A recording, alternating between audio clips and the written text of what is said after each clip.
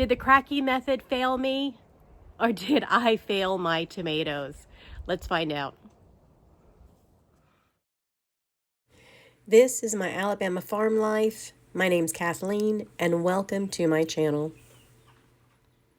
Several months ago, I planted yellow pear tomatoes in my hydroponic system. These little yellow tomatoes are indeterminate and an heirloom tomato. And I've tried to grow them before in my greenhouse and they did pretty good, so I decided to try them in my hydroponic systems. And then I decided to transfer them over to a Kratky system to see how they would do inside over winter. The Kratky method is a hydroponic method, and it's simply water and some type of fertilizer. You don't use anything else. And here I'm using net pots and some rock wool to suspend my tomatoes into the water that I have in the 5-gallon buckets. The theory of this method is that you don't have to use a bubbler for the roots to get oxygen if you leave room between the plant and the water and let the roots suspend down into the water. The theory is that the roots will get oxygen from the air itself. And I think it worked pretty good. We used a simple grow light setup as you see here, and the tomatoes did really well. They grew. The only thing that they didn't do is they did not develop flowers or any buds. So without buds, you can't have any fruit. And then one day I came down into the basement and discovered that one of my plants was drooping. Everybody else was fine, just that one plant was drooping, and I never did figure out what was going on with it. It was about the same time that we started having problems in our basement. We started having flooding, and my son wanted to start ripping out a lot of the walls down here in my basement area. So I started moving them.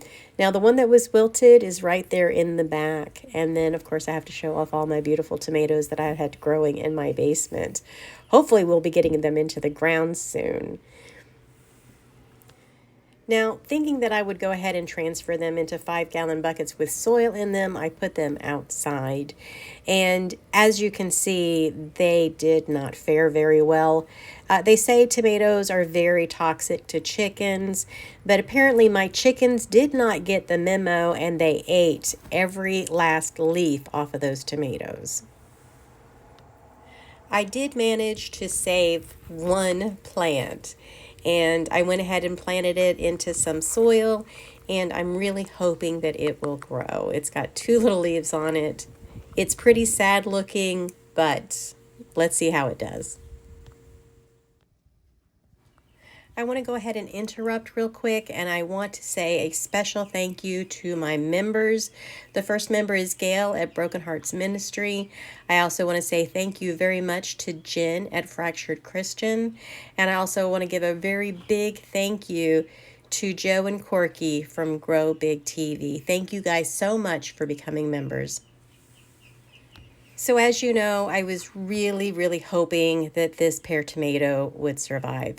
We had freezing temperatures the other day, so I put this lid on it, and I forgot to take the lid off.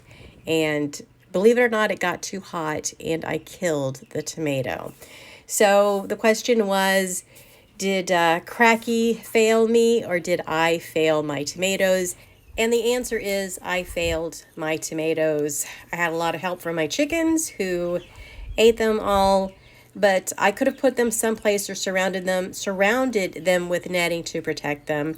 And of course, forgetting to take the lid off that 5-gallon container was also a huge mistake. So out of all of these plants, they all died.